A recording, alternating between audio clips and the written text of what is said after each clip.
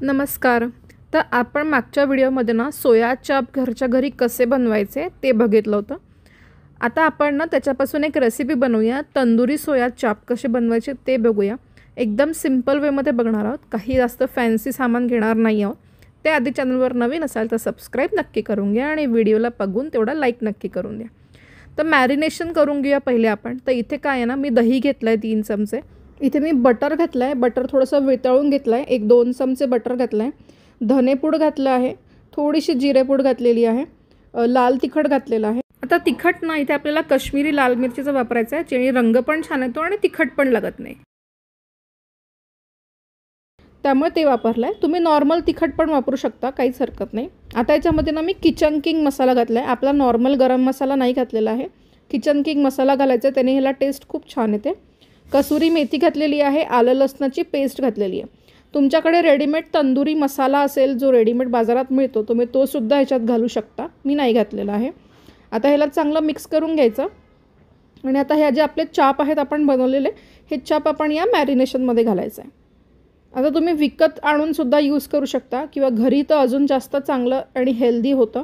त्यामुळे तुम्ही ह्याला घरी पण बनवून ठेवू शकता आणि खूप दिवस ह्याला स्टोअर पण करून ठेवू शकता. हे चांगले राहतात फ्रीजरमध्ये, फ्रीजमध्ये, दोन्हीमध्ये चांगले राहतात. तर अशा पद्धतीने आपण ह्याला मॅरिनेट करून घेऊया आणि ह्याला झाकून जितका जास्त वेळ ठेवता येईल तितका जास्त वेळ ठेवायचा आहे. मी ह्याला 2 तास मॅरिनेशनला ठेवलं होतं. ह्याचा फ्लेवर खूप छान येतो जर तुम्ही ह्याला जास्त वेळ मॅरिनेशनला ठेवलं तर. आता मी इथे तवा घेतलेला आहे, नॉनस्टिक तवा घेतला आहे. ह्याला चांगलं कडकडीत गरम करून घेतला आहे आणि त्याच्यावर हे आपण एक एक पीस ठेवणार आहोत. तुमच्याकडे स्क्यूअर असतील तर त्या स्क्यूअरला लावून तुम्ही डायरेक्ट फ्लेमवर सुद्धा याला भाजून घेऊ शकता आणि अशा पद्धतीने सुद्धा करू शकता. तुम्ही ह्याला अवनमध्ये सुद्धा करू शकता. अवनमध्ये 250 डिग्रीवर किंवा 200 डिग्रीजवर एक 5 ते 7 मिनटं ह्याला ठेवायचा. जास्त वेळ ठेवू नका, नाही तर ते खूप कडक होऊन जातं. आणि ह्याला अधेमध्ये बटर लावत राहायचं, जेणेकरून ह्याला एक स्मोकी फ्लेवर येत राहील आणि हे कडक होणार नाही, सॉफ्ट राहतील. आता आपण हे सगळ्यात पहिले तव्यावर करून घेऊया आणि नंतर आपण ह्याला, आता बघा हे आपल्या तव्यावर झाले. आता मी ही जाळी घेतली ज्याच्यावर आपण मसाले भाजतो, कांदा, टमाटर, खोबरं वगैरे. ती जाळी घ्यायची आहे. त्याच्यावरती आता ह्याला ठेवायचं आहे. फ्लेम खूप हाय नाही ठेवायची आहे. ह्याला ना बटर असल्यामुळे ती फ्लेम तुम्हाला अशी खूप वर आल्यासारखी दिसत असेल, पण फ्लेम मीडियम ठेवायची आहे आणि आपल्याला हे याच्यावर भाजून घ्यायचं आहे. आता हे गॅस स्टोववर भाजायचं कारण असं की ह्याला आपल्याला एक तंदुरी फ्लेवर द्यायचा आहे, एक स्मोकी फ्लेवर द्यायचा आहे. तो स्मोकी फ्लेवर येण्यासाठी म्हणून आपण ह्याला अशा पद्धतीने सुद्धा भाजणार आहोत. तुमच्याकडे त्या स्टिक्स असतील तर तुम्ही त्या स्टिक्सवर टाकून सुद्धा करू शकता. फक्त काळजी एवढी घ्यायची आहे की अधेमध्ये याला थोडं थोडं बटर जे आहे ते ब्रश करत राहायचं आहे, जेणेकरून हे कोरडे, ड्राय आणि असे कडक होणार नाही, सॉफ्ट राहतील.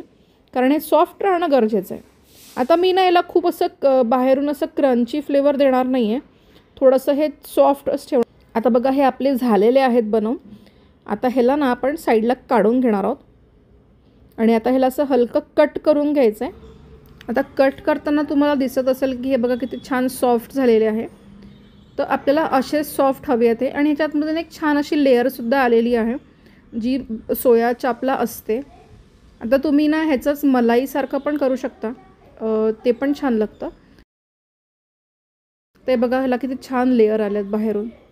आता ह्याच्यावर घालायचं आपल्याला बटर, कांदा घालायचा आहे, थोडीशी कोथिंबीर घालूया आणि एकदम थोडासा लिंबाचा रस आणि चाट मसाला घालायचा आहे आपल्याला याच्यामध्ये.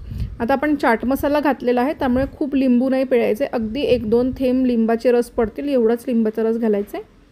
आता याच्यात क्रीम घालायचं आहे. बाहेर जे अमूलचं क्रीम वगैरे मिळतं तुम्ही ते वापरू शकता. आणि ते क्रीम जर तुमच्याकडे नसेल तर घरी जी दुधाची साय निघते त्या साईला हलकं हाताने फेटून तुम्ही तीसुद्धा वापरू शकता याच्यामध्ये. आता हे छान मिक्स करून घ्यायचं आहे. आता ह्याच्यामध्ये ना तुम्ही क्रीम चीजसुद्धा घालू शकता, मेयोनीजसुद्धा घालू शकता किंवा बाहेर जो तंदुरी सॉस मिळतो तो पण घालून करू शकता. तर आपलं हे मिक्स करून झालेलं आहे. आता आपण ह्याला ना सर्विंग बाउलमध्ये काढून घेऊया आणि ह्याला सर्व करूया.